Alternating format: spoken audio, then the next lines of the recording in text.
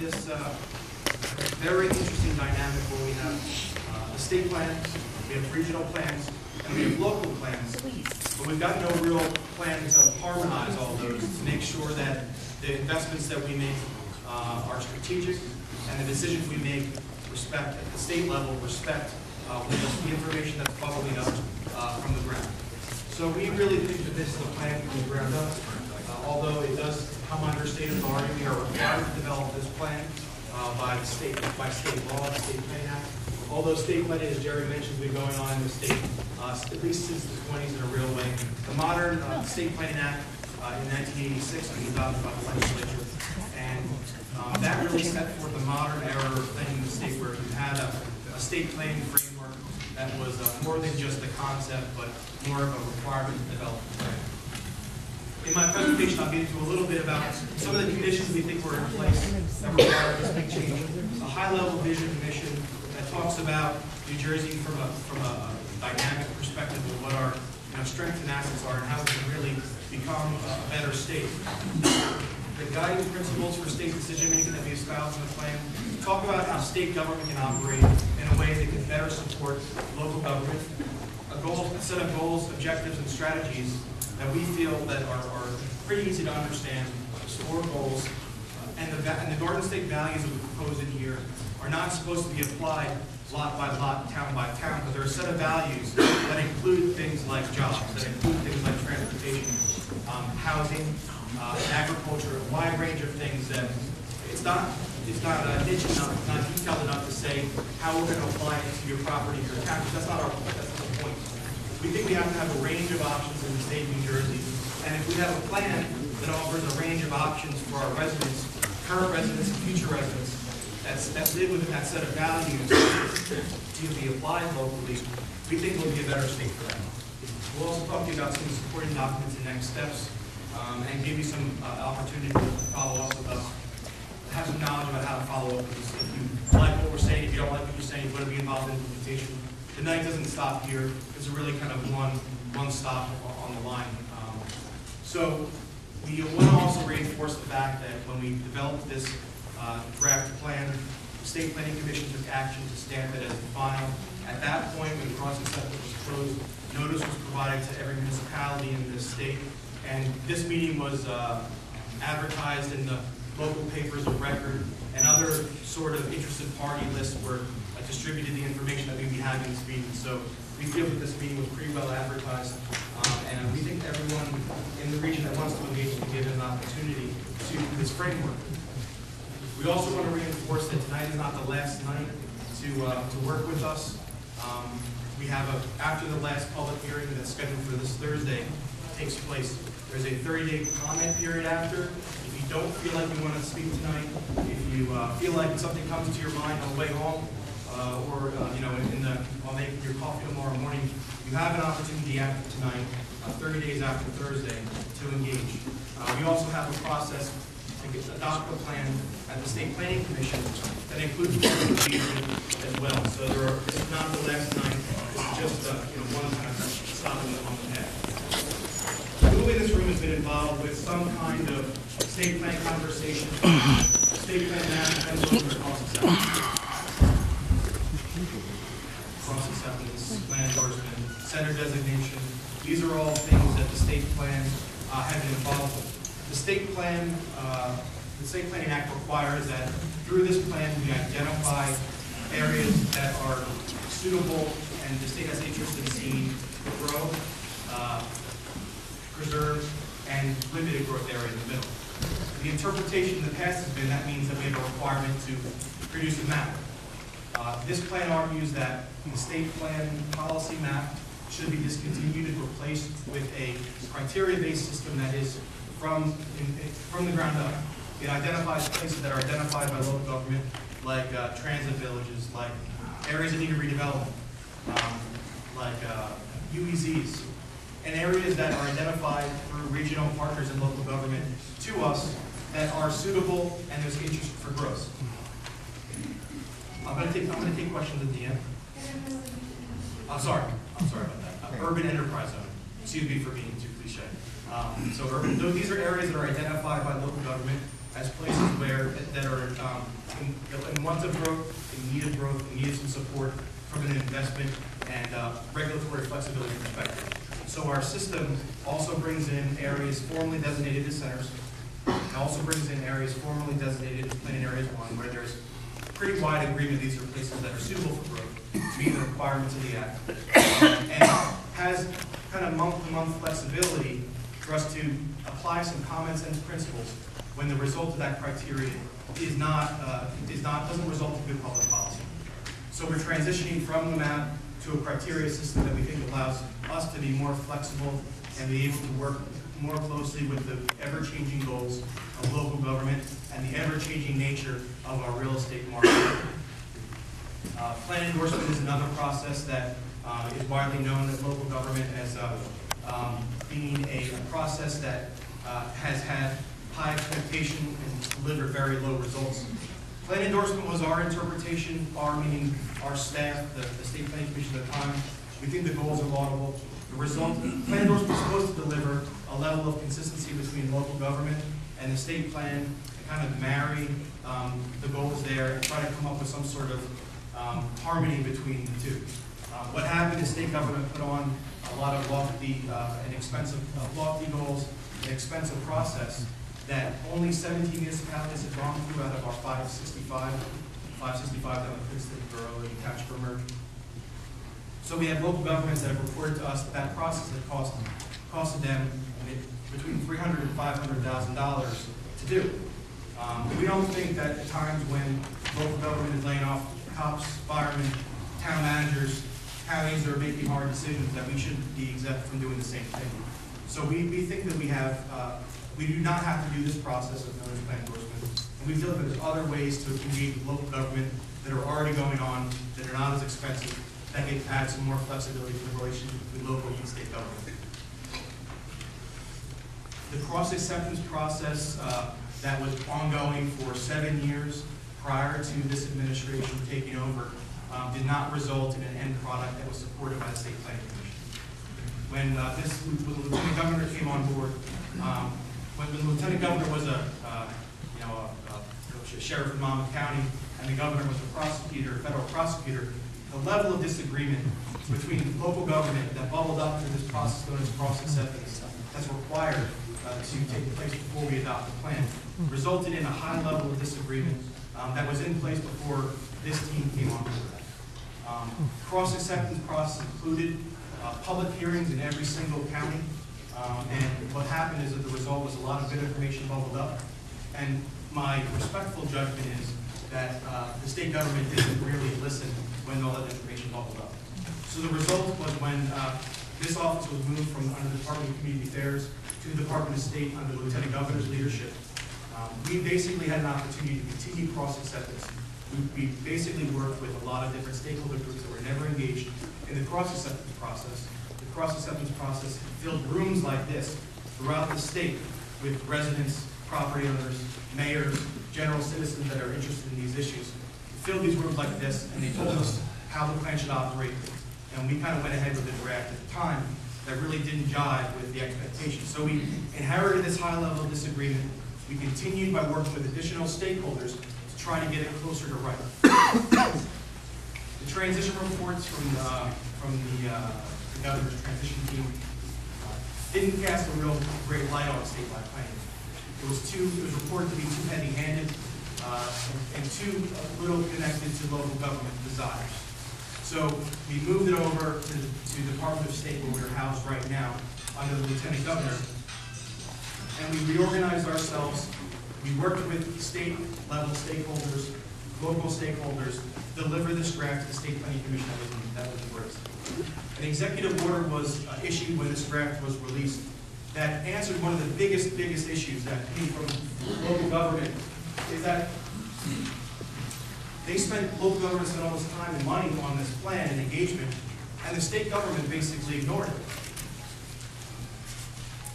The executive order signed by Governor Christie puts in place upfront a strategy to do the things that local government have asked state government to do maybe for the last 20 years. That's to kind of apply more common sense principles when it comes to economic development and physical development, and listen from the ground up as opposed to trying to deliver a message from the top. We all may not agree on everything in this room. I think it's very highly likely that we don't agree on everything. But what we maybe agree on is the fact that the state of New Jersey is a complex organization with lots of moving parts, lots of departments with different statutory requirements, different programs. And if we don't have state governments working together towards a common set of goals and vision, then what hope do we have working effectively with local government? So we have flipped this thing to try to make it work more as organizing state government than directing local government what to do. And we think that's a winning strategy for a plan. Any complex organization needs to have a plan in place to be effective. And due to resource constraints, both fiscal and environmental, and just the nature of the market today, we feel that we are in a position to deliver on the promise of the State Planning Act was to organize state government. And then after that, we can be a better partner working with local government. We also think that our system needs to be nimble. The market changes at times on a dime, and we shouldn't have to wait 10 years to change policies that may not be working.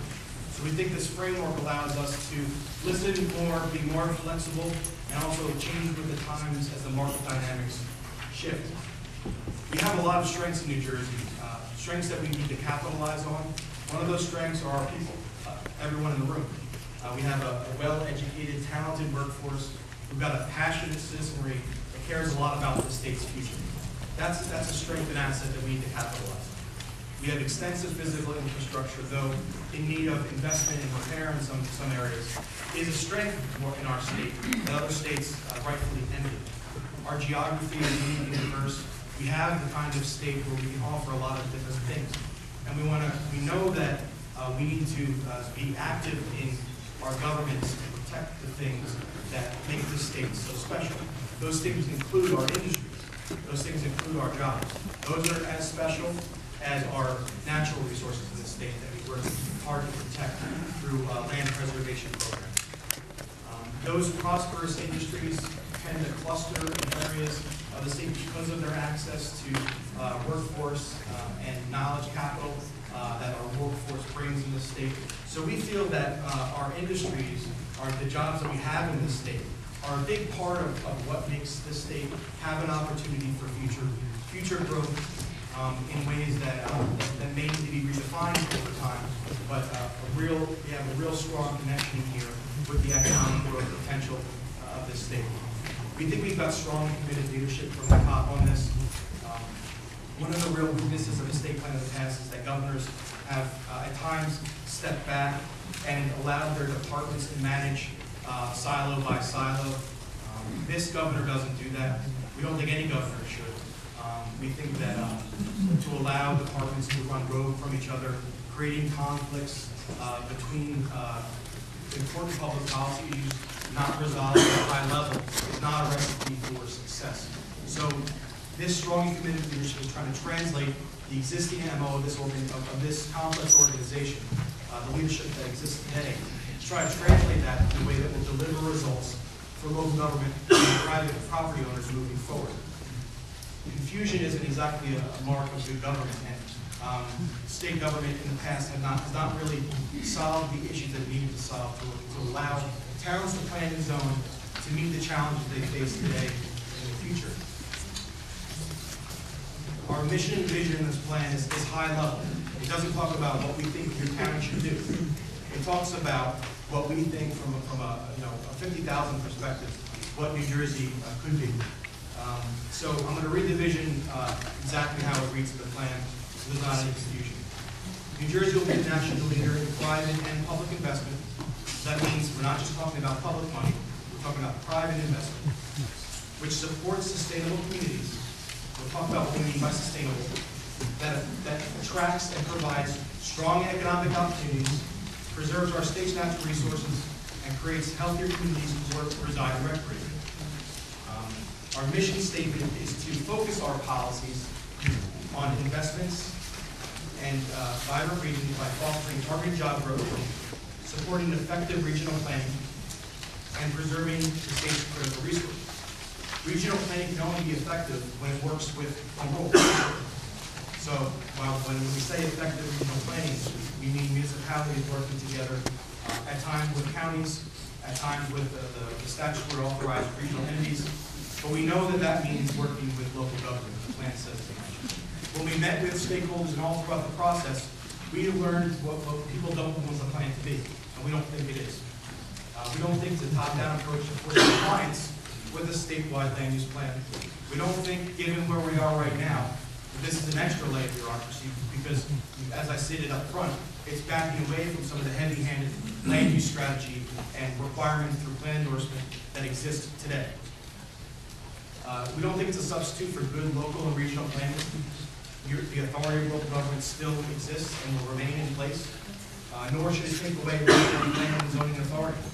We know that this is not a silver bullet approach that's going to fix all of our problems. The State Planning Act clearly does not have an opportunity to revise our tax structure or revise the way our schools are funded. Those are probably public policy conversations that you may want to have. And the plan talks a little bit about that. But those solutions will come from a different place if there are solutions to that. It's not a one-size-fits-all approach. We recognize very clearly that the state of New Jersey is very unique. We've been in South Jersey. We're making our way up to central North New Jersey. It's almost impossible to understand a way you can come up with a plan that fits every square inch of New Jersey. So we're to come up with a plan that has flexibility for the regions. And we don't think that we should be imposing any unfunded mandates upon municipal government. Can you get a microphone? I'll speak louder for you.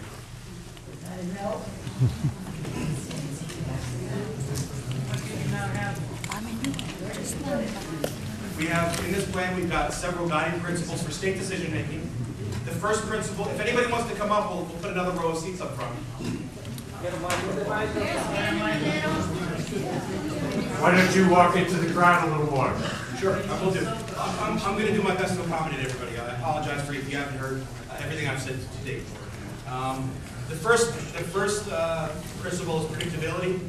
We want to offer a clear path and quicker answers from state government, right? So if you're a property owner or if you're a local government, that may be a good thing for you to think about. If you could actually envision a place where New Jersey offers a quicker answer and a clearer path, and the answers of that one government, one department you're looking for answers from, don't conflict with that of another. Spatial efficiency. We want to basically try to regulate and invest in ways in this state that capitalize on our existing and planned infrastructure to keep down the long-term costs of managing the public services that come from not thinking that way. Leveraging assets. We have assets that the state owns and manages, and you may, in the local government, have assets that you may own and manage. Maybe there's ways for us to rethink the way we operate those assets. Maybe there's ways for us to work together to see that places like the train stations could come into the mix. Places like, if you're familiar with downtown Trenton, there's massive islands of parking for state government workers along the river that could be leveraged better, potentially if the local government wants to work with us, to take that asset and turn it into economic development opportunities that are good for the locals. Sustainability. What do we mean by sustainability? We say that the state of New Jersey will plan for and respond to current and future challenges and opportunities through adaptive decision making that accounts for social, economic, and environmental issues. So we want to think when we're making short-term decisions, we want to think long-term too. When we're making short-term decisions, we just don't want to think about environmental issues. We want to think about economic issues too. So we have to have balanced decisions today that take the long term into consideration. That's what we need in this plan by sustainability. And institutionalizing change. We would rather not deal with issues project by project, town by town. If there's something that state government does that isn't smart, we want to change it. So if there's a regulation that's not working or investment strategy that's not working, let's fix it. Let's not just deal with things town by town or permit by permit. Our first goal in this plan is targeted economic growth. In this goal, we want to enhance opportunities for attraction and growth of firms that are in this state already. of statewide and regional importance. We talk about having a process that goes forward that identifies where these firms are right now, because we know that firms typically locate near each other because of physical and workforce assets that are in that place. And that's a way for us to have some organic growth, not necessarily subsidized growth, but organic growth to work with what we already have, the system that we have, the firms that we already have, the industries that are here for a darn good reason, because we've got strengths and assets that those firms located here for. We know that there's a property tax, an income tax type conversation to be had in the context of this, and we think that this governor is having that conversation. This strategy here is not to ignore the structural issues in the state related to any sort of taxation or regulation. It's to complement it. Our second goal is to have more effective planning for our regions. We want to guide and inform regional planning so that each region of the state can experience appropriate growth according to the desires and assets of that particular region.